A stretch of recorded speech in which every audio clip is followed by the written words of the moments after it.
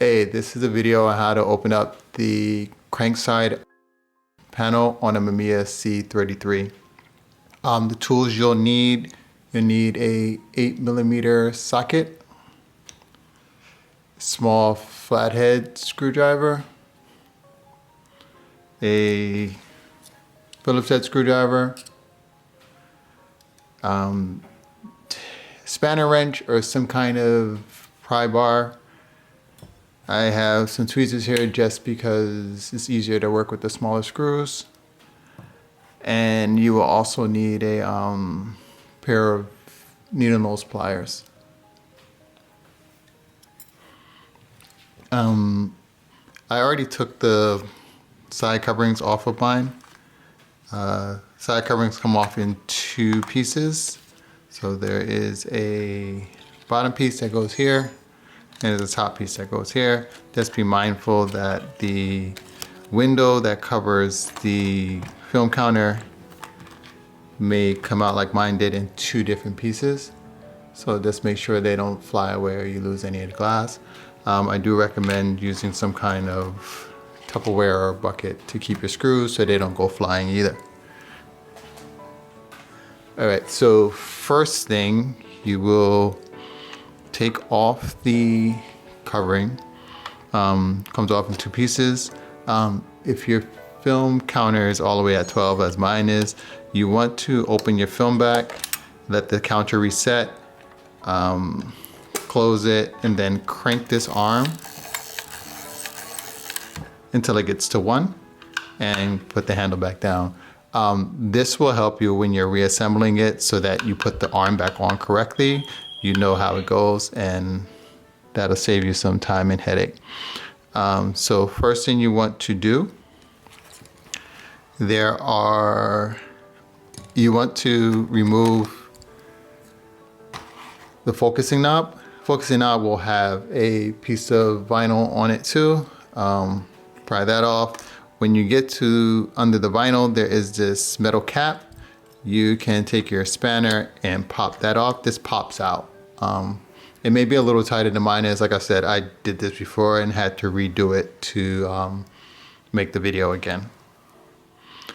You're going to take your 8mm socket. There's one bolt here, and remove the bolt.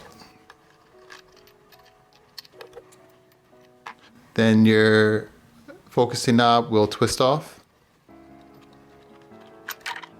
Okay, underneath the focusing knob is a small Phillips head screw located here.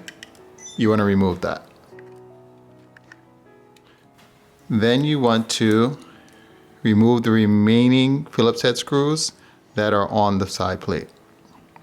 So there is 1, 2, 3, 4, 5, 6 remaining Phillips head screws. They're all the same size, so you don't have to worry about what order you take them off on.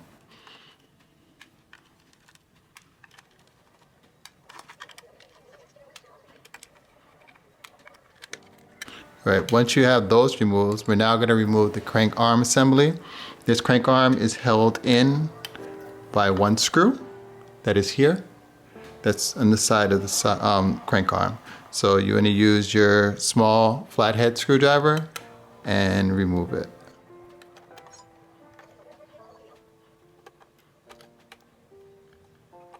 Once you have it all the way unscrewed, you'll take your pliers and just wiggle it out. And that will come off like that. I usually put this back in here so the screw doesn't get lost. Just give it a turn so it stays in there, so it won't get lost. Once you remove the crank arm, you will see two white bushings. A good idea is to take pictures when you're taking things apart for the first time, so you know how things sit and they go back together. These are very precision instruments, so the way they sit is very important for the camera to operate correctly. So take note to the way that the bushings are sitting so that you put them back. They are in a kind of a triangular shape, and the tall side needs to be resting against this crank handle mount. So just make sure when you're reassembling it, you put it back the same way. But I would say, again, I would take some cell phone pics just so you have a reference of where everything was before you took it off. The next thing you need to do is pry up the leather that's on here. Like I said, mine is loose because I did it already. But you will have to pry this up depending on if your camera was worked on before or if it came from the factory, will determine how hard it is to get this up. Take your time so you don't rip it, so you don't have to order another one. You don't have to take this all the way off. You just need to take off the side that is opposite this little bump, and you'll see 2 screws underneath here. So we're going to remove this screw and this screw. We're going to remove those. Once those screws are removed, this whole plate, this is one plate, it comes off together. So you can take your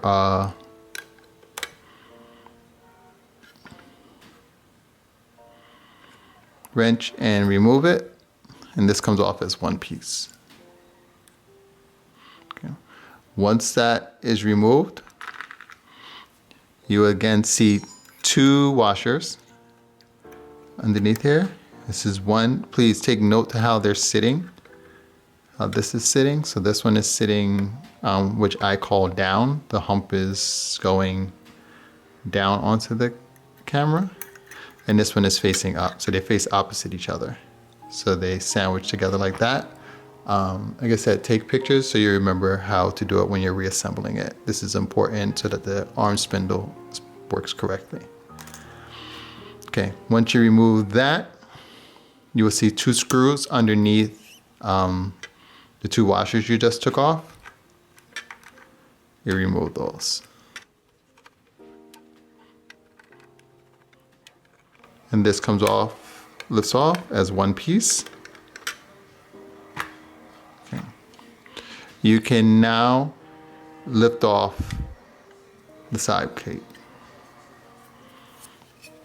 There's nothing under here to lose or anything when you lift it off. There are no washers or anything. There's just the knob that where you can select multi-exposure or single exposure, but that won't come off. That's screwed on. Okay, and then you have the inside of the side plate. If you're going to move the camera from this position, just make note that there is a washer here. You want to take that out before you move the camera, because that might come off and you might lose it. And you're inside. What I would do now is reverse. I'll do the reassembly process just so you guys can see it. And because I know sometimes you get cameras open and then they're harder to put back together. So, see a little dust in here. I would do the reassembly process in reverse. So you would return side cover, step 1. What I usually do is screw the side plate back down. So I start with the tiny screw we took out first that goes next to the focusing arm. And this side plate, I find that you just want to make it snug. You don't want to make it too tight. I find that if you torque it down too much, sometimes it rubs onto the frame counter and it causes it not to return or advance.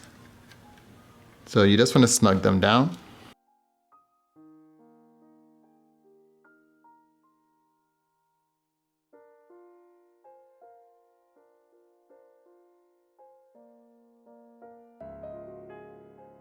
Okay. Those are done. Next thing you want to do is return the spindle this way. And this is what I was saying, it was good. You want to return it with these 2 screws facing towards the bottom. So you'll have these 2 screws will be facing on the bottom. You don't want to put it this way because then your handle will go back on backwards. You want to have this spindle this way. Okay. That's the reason that we cranked it once so we'll know which way the handle will go. Then you return the screws here.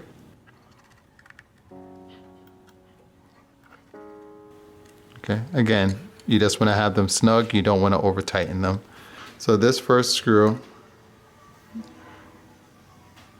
the curved side, it should curve up. So if it's a C, the back of the C will be facing up. And the other one goes the opposite way. So the curve of it faces up, faces down rather. So they should sandwich between each other, facing in the opposite directions. Next thing you want to do is return the crank arm. So if you get to this step and you see that the crank arm can't rest like that, if this part is down here, you know you put this silver part on backwards. Okay? And that's why we crank the arm, so we'll know where it's supposed to stay. So again, this goes on with 2 screws. And then you would glue this back down. Sometimes they're sticky enough to just go back down, but you can just add a little glue. Rubber cement, craft glue works well, fabric glue. Anything that's not permanently bonding, I think is okay. Okay, next step is we have the bushings, the white bushings. Remember, these go, and if you see them, they'll probably be worn out in the direction they go. These go with the tall side facing the spindle arm.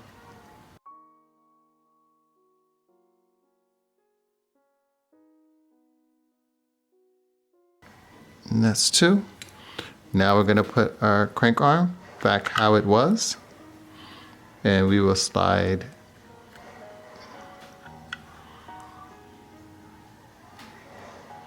You may have to wiggle this a little bit just because of, just in case the bushings aren't set right. You can see mine are moving. It's upside down.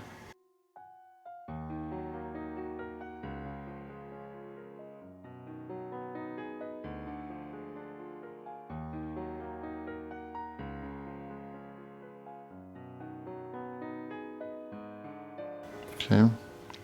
And once you have it all the way in, you want to screw it back down. Okay, lastly, well, almost lastly, you want to return the focusing knob and screw that all the way down.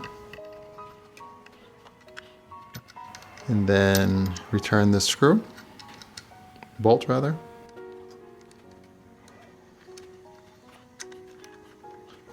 Okay, you want to get that nice and tight. Again, no over tighten. When I took this off, it had varnish on it.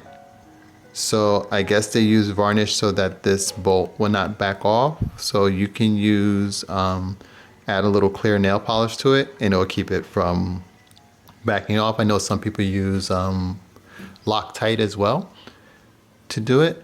But if you want to just put a little clear nail polish over here so that the bolt won't come back off over time. Then you will place the cap back on. You would return the piece of leather. I'm not going to glue it now just to save time. And this piece would go here, be re-glued. The window would be returned. And that goes in this. And then you will return this piece of leather. And you are done. If you have any difficulties, leave it in the comments, and hopefully this helps somebody out. Thanks for watching.